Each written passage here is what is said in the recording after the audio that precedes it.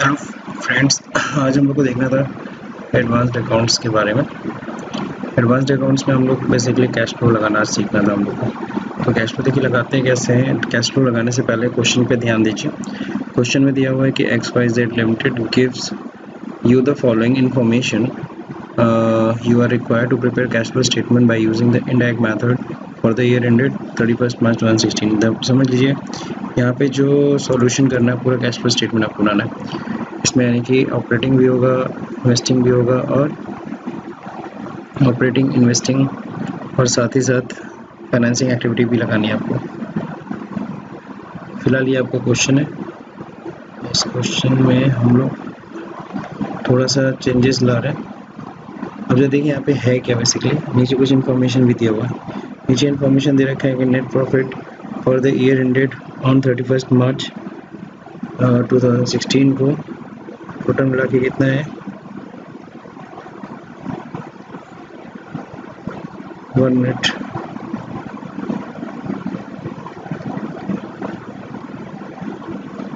तो हम लोग बात करते क्या, वापस डिस्कस करते हैं।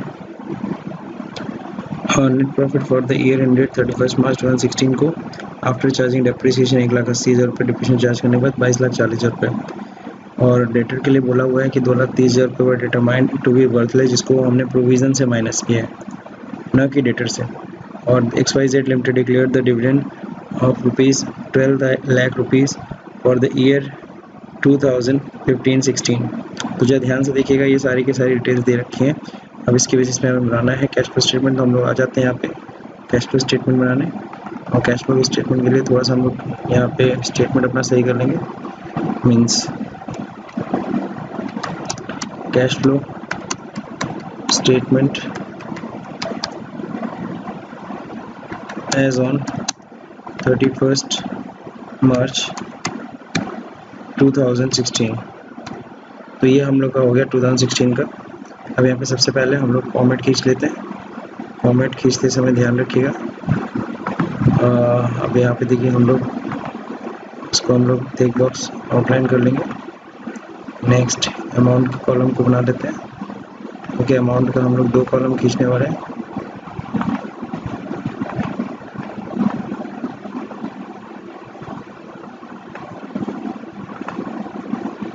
देखिए बन गया। अब इसके बाद हम लोग क्या करने वाले हैं, पर्टिकुलर के लिए कॉलम खींचते हैं।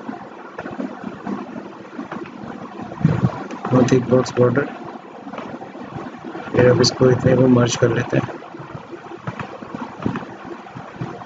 Now it is completed. Particular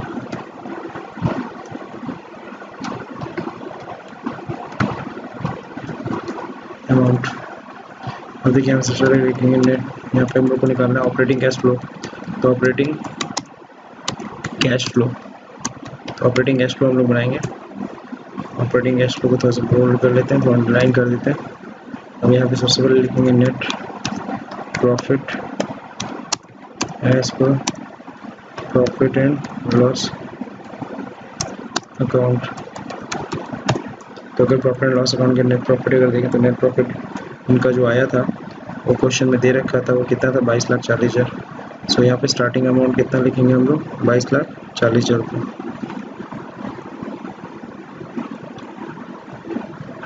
22,40,000 रुपये। अब इसके बाद फिर नीचे लिखेंगे क्या, नेट प्रॉफिट के बाद अब इसमें ऐड करेंगे। तो आई थिंक ऐड होने वाली सिर्फ एक ही चीज़ है, वो है डेप्रिसिएशन। या देख लेते हैं डेप्रिसिएशन कितना दिखाया गया। ध्यान रखिएगा डेप्रिसिएशन इस साल जो दिखाया गया कम्युलेटिव डेप्रिसिएशन है, ध्यान रखिएगा। यानी पिछले साल 6,10,000 था, इस साल 7,90,000 कम्युलेटिव डेप्रिसिएशन इसमें से माइनस किया जब इसको तो आपको डिप्रेशन पता चलेगा 1,80,000 रुपये डिप्रेशन कटा है। और सही में 1,80,000 रुपये दिया भी है। तो चलिए यहाँ पे हम लोग 1,80,000 रुपये डिप्रिसिएशन इसमें क्या कर देंगे, ऐड कर देंगे। इसको अंदर लिखना चाहिए।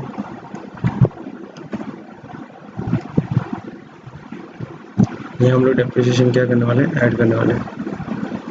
डेप्रिसिएशन का अमाउंट है कितना, डेप्रिसिएशन का अमाउंट था 1,80,000 रुपये।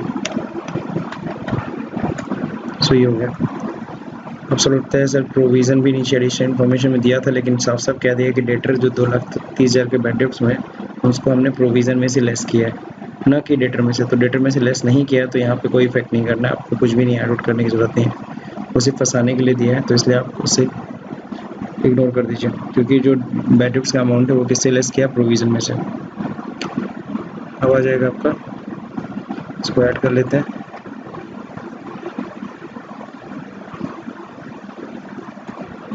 सो ये आ गया आपका क्या, cash flow before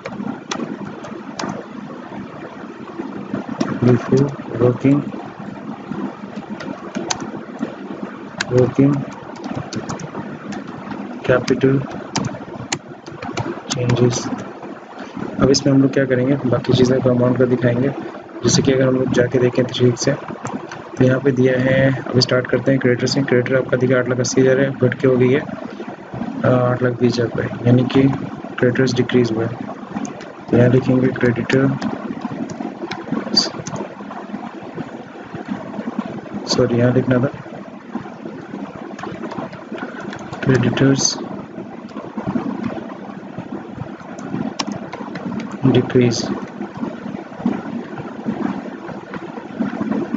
credit decrease कितने से हो रहा है, 60,000 से। तो यहाँ पे लिख देंगे, घट रहा है तो घटा देंगे -60,000।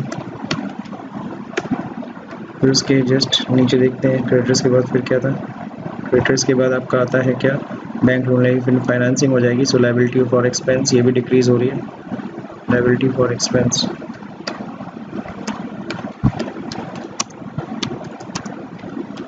और एक्सपेंस ये भी क्या हो रहा है, डिक्रीज हो रहा है। लायबिलिटी फॉर एक्सपेंस क्या हो रहा है, डिक्रीज हो रहा है, वो भी कितने से हो रहा था, 60,000 रुपये। अगला देखते हैं हम लोग लायबिलिटी फॉर एक्सपेंस के बाद फिर क्या है, डिविडेंड पेबल। डिविडेंड पेबल आपका क्या हुआ है, इंक्रीज हुआ है, इसमें से प्लस करेंगे डिविडेंड पेबल इंक्रीज, कितने से हुआ है dividend payable increase, dividend payable increase हुआ था 1.5 लाख रुपये से। सो ये ऐड होने वाली चीज़ है। अगला देखते हैं अब हम लोग करंट एसेट साइड में। तो अगर करंट एसेट साइड में देखते हैं डेटर है, डेटर का अगर हम लोग डिफरेंस अगर चेक करें तो बढ़ गया है, 4,40,000 रुपये से बढ़ा है। तो हम लोग इसको क्या करेंगे, डिक्रीज करेंगे, मतलब माइनस करेंगे। डेप्टर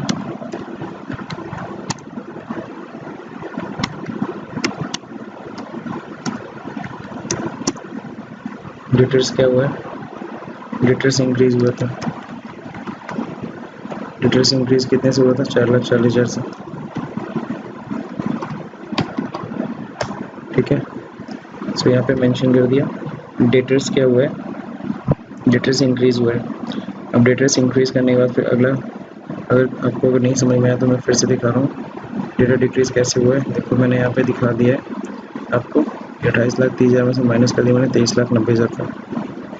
और फिर अगर हम प्रोविज़न देखें तो प्रोविज़न एज ए लाइबिलिटी यहाँ लेस है, लेकिन अगर उठा दिया था तो एक 50 का एक 90 हो गया, यानी कि लाइबिलिटी बढ़ा है, प्रोविज़न इंक्रीज।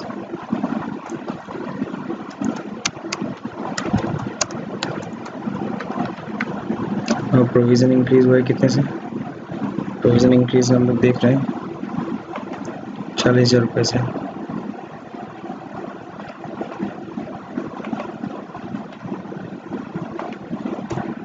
40,000 से। अगर प्रोविज़न इंक्रीज हुआ है लाइबिलिटी तो जोड़ेंगे, लेकिन ऊपर जो डेटर्स डिक्रीज हुआ था उसको क्या करना था, ऐड करना था, वो भी ऐड हो गया। चलिए ठीक है, मेरे ख्याल से ये सब हो रहा है प्रॉपरली।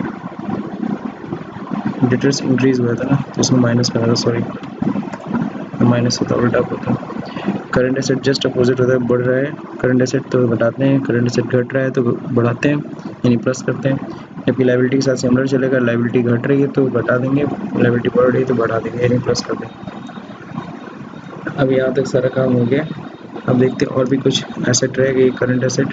तो करंट एसेट में कैश तो आएगा नहीं, मार्केटेबल सिक्योरिटीज ये फाइनेंसिंग इन्वेस्टिंग हो जाएगी। इन्वेंट्री आपकी 20,10,000 रुपये से घटा है, तो इन्वेंट्री डिक्रीज,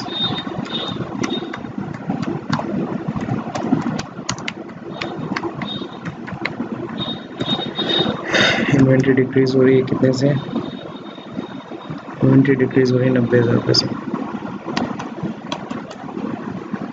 और डिक्रीज हो रही तो प्लस करेंगे, डिक्रीज हो रही है तो प्लस करेंगे। लास्ट एक पॉइंट क्या रह गया था, प्रीपेड एक्सपेंस, प्रीपेड एक्सपेंस बढ़ा है, प्रीपेड एक्सपेंस बढ़ा है तो घटा देंगे।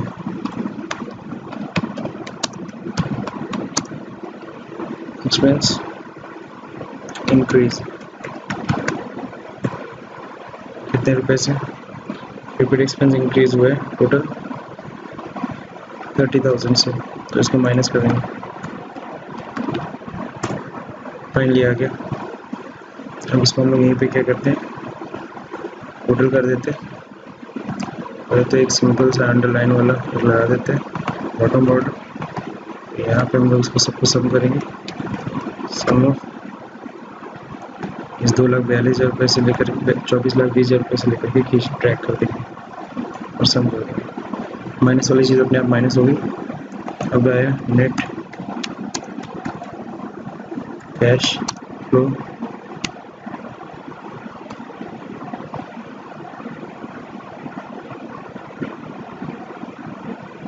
नेट कैश फ्लो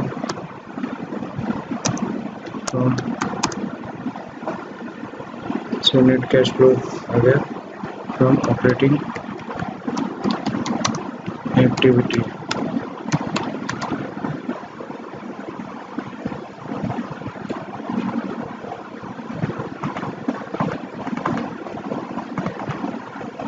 दोनों ऐड हुआ था, ठीक है।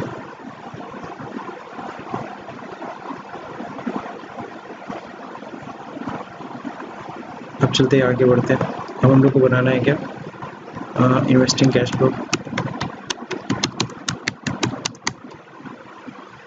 कैश फ्लो अंडरलाइन कर देते हैं,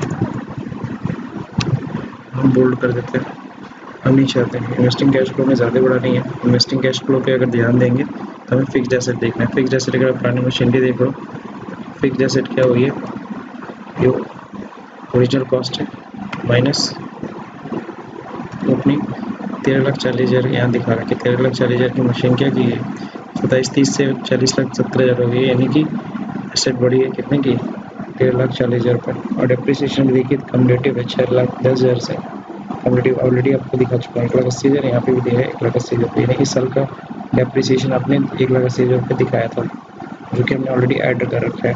और इस साल एसेट कितने की बढ़ी है, 13,40,000 की, यानी कि परचेज कितने का हुआ है, 13,40,000 का।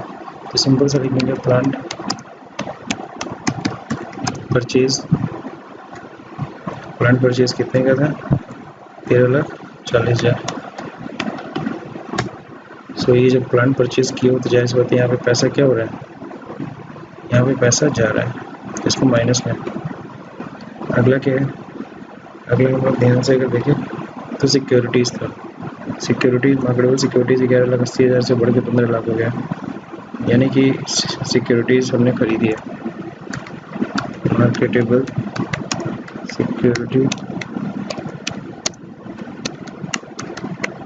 परचेज, मार्केटेबल सिक्योरिटी जो परचेज किया वो कितने का किया, डिफरेंस निकाल लेंगे,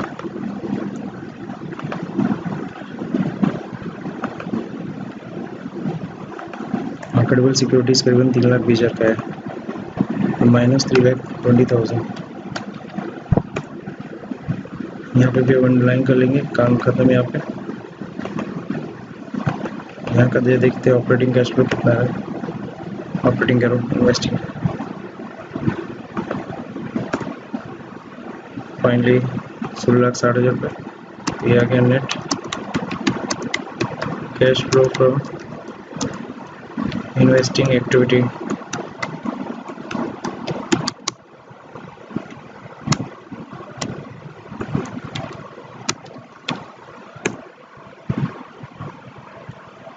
अब आगे बढ़ते हैं हम लोग, लास्ट पड़ा है हम लोग का financing activity, financing cash flow, देखिए फाइनेंसिंग कैश फ्लो की बात अगर हम लोग करते हैं तो जायज़ बताएं, यहाँ पे अब हम लोग को बैलेंस शीट का लायबिलिटी साइड से देखना है। तो बैलेंस शीट का लायबिलिटी साइड हम लोग देखते समय ध्यान रखेंगे,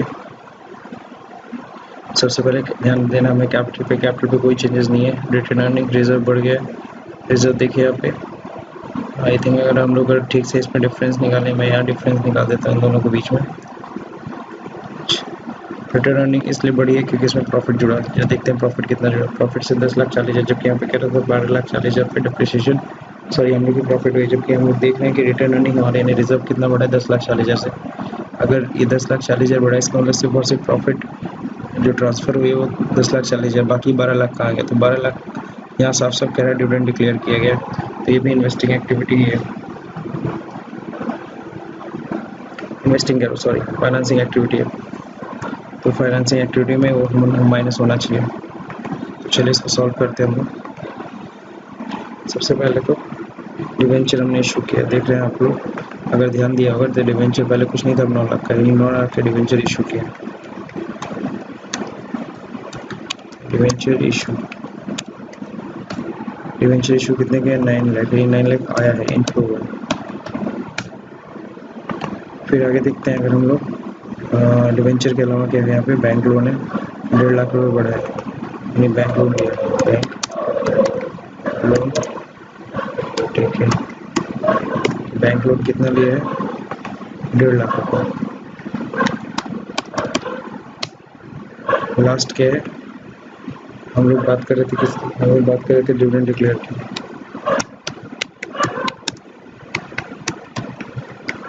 तो डिविडेंड डिक्लेयर जो दे रखा है वो कितना दिया है, 12 लाख रुपये, तो ये तो माइनस में होगा। अगेन यहाँ पे हम लोग अंडरलाइन करेंगे और यहाँ पे फिर सम कर देंगे। हम सम करते हैं, सम फंक्शन लगा दी, ये देखिए हम लोग का फॉर्मेट एकदम एग्जैक्ट था। सो यहाँ पे हम लोग देखते हैं यहाँ पे क्या कि cash flow, net cash flow from financing activity, हम लोग निकालेंगे cash flow, net cash flow. Net cash flow में ध्यान रखिएगा सभी के सभी को सम कर देंगे, ऊपर तक का हम लोग पहले अंडरलाइन कर देंगे, to sum of these one exact 3 lakh आ रहा है। हम लोग का कैश फ्लो आना भी कितना चाहिए था, 3 लाख को। अगर आप ध्यान से देख रहे होंगे तो कैश जो था, क्लोजिंग कैश कितना था और ओपनिंग कैश कितना था, 15,20,000, तो हो गया आपका 3 लाख रुपीज़। 3 लाख आपका नेट कैश फ्लो आ भी गया, सो बधाई हो। अब एक चीज़ और ध्यान रखिएगा, अभी इसमें एक और काम करना है, हम लोग इसमें लिखना होगा ओपनिंग, इसमें हम ऐड कर देंगे cash at the beginning of the year. तो हम लोग देखेंगे साल की शुरुआत में कितना कैश था, साल की शुरुआत में जो कैश था वो कितना था इनके पास दिया है, इनके पास था 15,20,000, यहाँ लिख देंगे क्या 15,20,000। ऐड करने के बाद अब क्या आएगा, कैश एट द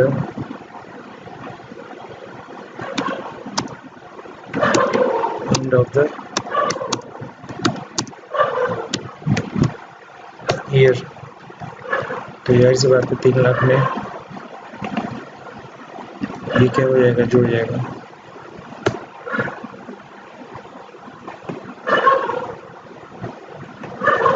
बस इसको बॉर्डर कर लीजिए, थिक बॉक्स बॉर्डर।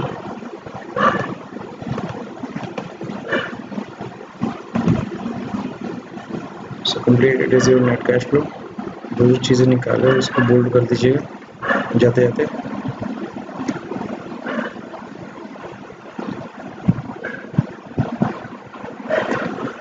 अगर बीच बीच में गैप देना चाहते हैं तो इंसर्ट कर लीजिएगा रो, बस इतना बहुत है। सो मेरे ख्याल से आप लोगों को कैश फ्लो समझ में आ गया होगा, कैश फ्लो स्टेटमेंट, और आशा करता हूँ कि आप लोग भी इसकी प्रैक्टिस कर लेंगे। So thank friends.